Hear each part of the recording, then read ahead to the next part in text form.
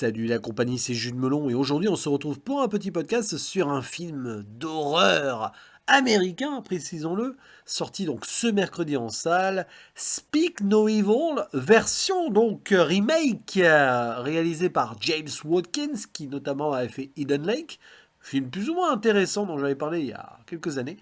Et donc, il s'agit d'une relecture du film danois, enfin dano-néerlandais, sorti en 2022 et réalisé par Christian Tavdrup.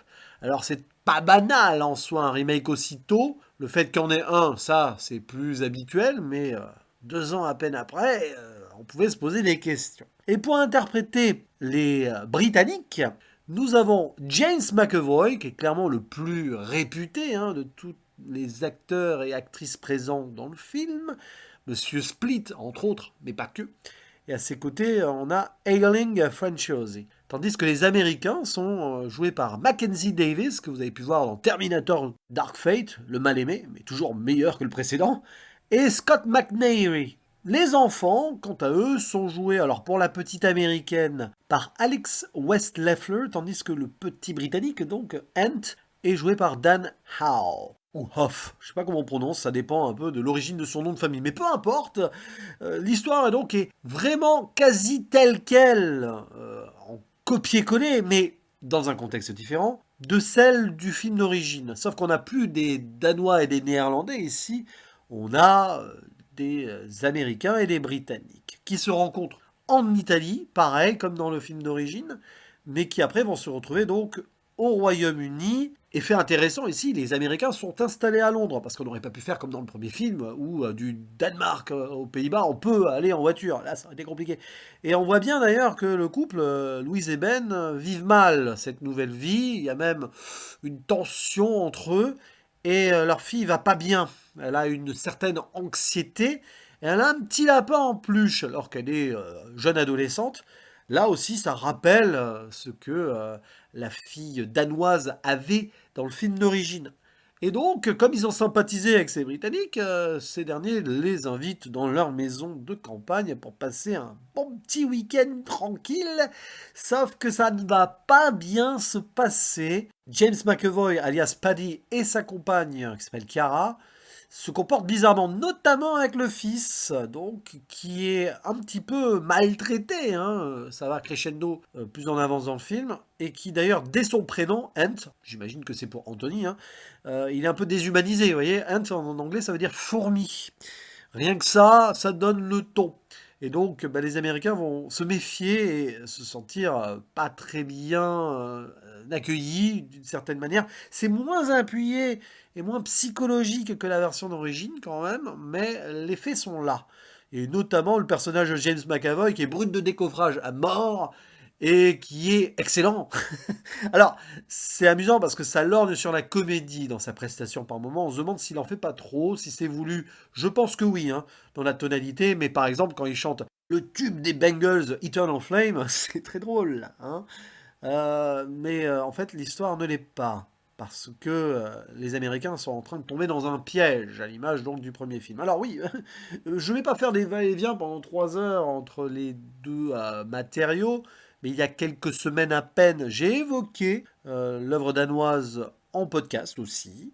Et le problème, c'est que ce film-là intervient trop rapidement. L'idée et la nécessité, ou l'utilité même, d'un remake se pose là, d'emblée, mais aussi vite, c'est particulier. J'ai envie de dire que par rapport à l'original, on reprend, on va dire, les grandes lignes, et que la fin est par contre totalement différente. Mais sur l'ambiance globale, clairement là, on est moins, on va dire, dans la profondeur, moins dans le thriller psychologique, j'ai envie de dire. C'est beaucoup plus frontal, notamment vers la fin, et ça lorgne un petit peu vers une forme d'humour, mais il y avait cela dans la tonalité dano-néerlandaise qui allait avec. Ici, on sent quand même les grosses pattes américaines. Euh, Même qu'à un moment, on évoque les armes à feu, évidemment. La différence britannique et états-unienne se fait un petit peu là-dessus. Et alors, je l'ai senti très vite sur la finalité. On sent quand même que James Watkins a voulu à tout prix faire sa propre version. C'est lui qui fait le scénario. Et on reconnaît sa patte de Hidden Lake. Alors, je ne sais pas si vous avez vu ce film, mais c'est assez brut de décoffrage aussi, ça part assez vite en cacahuète dans la violence, et même dans cette idée de revanche de la jeunesse au sens large, ici sur la conclusion, ça fait totalement sens. Et l'on voit aussi chez ce réalisateur l'envie de rendre hommage à certains metteurs en scène, alors horrifiques pas que, mais brutaux, qui ont fait l'ADN du cinéma américain. Et là, je vais penser vraiment d'emblée à Sam Peckinpah, parce qu'il y a vraiment quelque chose des chiens de paille, ce film, Straw Dogs, donc assez marquant, dont je n'ai jamais parlé sur la chaîne d'ailleurs, qui, voilà, home invasion, tout ça, ou pas, intégration ou non de quelqu'un qui vient là où il n'est pas forcément le bienvenu, ou faussement bienvenu. Et c'est vrai que vers la fin, d'ailleurs, James Watkins retourne le home invasion, j'en dis pas plus, mais quelque part c'est ça, et on a cette ambiance. Il y a un côté excès de violence finale qui rappelle un geste pékinpien, si vous voulez. Et j'ai vérifié, j'ai ressenti cela vers la fin du film, j'ai vérifié après coup, et en effet, ça fait partie de ses influences, avec Délivrance de John Boorman aussi. Alors, on le voit un peu moins, mais quand même, si dans l'ambiance et l'atmosphère, il y a cette idée. Mais c'est quand même beaucoup moins malaisant que l'œuvre d'origine, parce que nous sommes ici en présence d'un film américain qui prend des pincettes sur certains points, qui se lâche sur d'autres.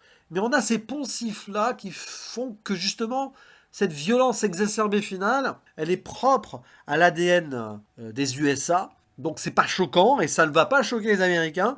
Mais par contre, sur d'autres points, il faut faire plus attention. L'aspect famille, par exemple, sans en dire plus, ou ce qui peut arriver à certains membres dans le film d'origine, ici, c'est pas vraiment la même optique. C'est beaucoup moins choquant, clairement, même si ce qui se passe tout au bout du film est quand même pas mal, mais c'est clairement ici un film américain. Je le dis comme ça paraît évident, j'enfonce une porte ouverte, mais pas tant que ça.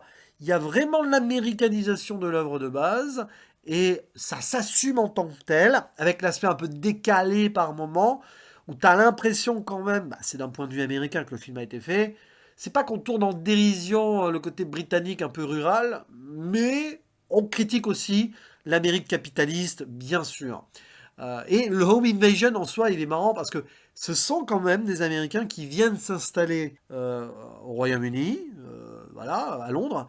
Et donc l'idée ici que faussement ils vont être accueillis à la campagne, on va les remettre à leur place aussi. Hein. Welcome to the UK, ou pas trop. Et ça ravive peut-être cette dualité historique entre les deux pays. Je n'ai pas refaire l'histoire ici, mais tu sens que derrière il y a une forme d'ironie qui fonctionne en soi. Mais bon, pendant les trois quarts du film, c'est pas que tu t'ennuies, mais si tu as vu ou revu le métrage de base, forcément, bon, tu revois pas mal de trucs. C'est pas copier-coller, mais il y a quand même des moments, des séquences qui sont les mêmes. Et il y a un revirement, un moment où c'est la jeunesse, les enfants qui sont remis au centre ici de l'intrigue par rapport au premier film. Il y a une vérité, par exemple, qui est découverte ici par la fille. Donc c'est différent où dans l'œuvre de base, c'est le père qui comprend. Et après, bah, il se passe ce qui se passe.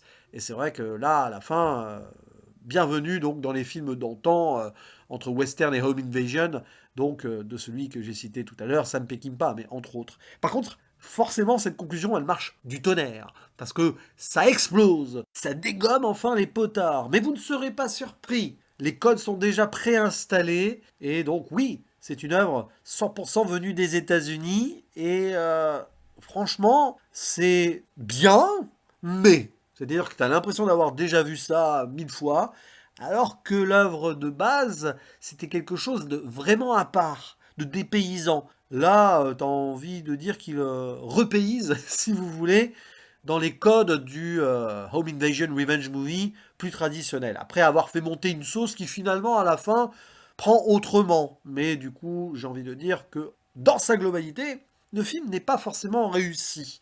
Il reste assez captivant sur certains points, jouissif sur d'autres, mais arrivé au bout, tu te dis, bah, ouais, ok, sauf que, voilà, voilà, quoi. N'hésitez pas à dire en commentaire ce que vous pensez de ce film, que vous ayez vu l'original ou non, ça m'intéresse. Parce que si vous ne connaissez pas l'œuvre donc dano-néerlandaise, je pense que vous pouvez beaucoup plus apprécier ce film. Sauf si vous y voyez un petit peu le fil cousu blanc. Si vous voyez ce que je veux dire. Après tout, c'est une production Blumhouse. Voilà. Allez, à vous la parole et je vous dis à la prochaine. Ciao.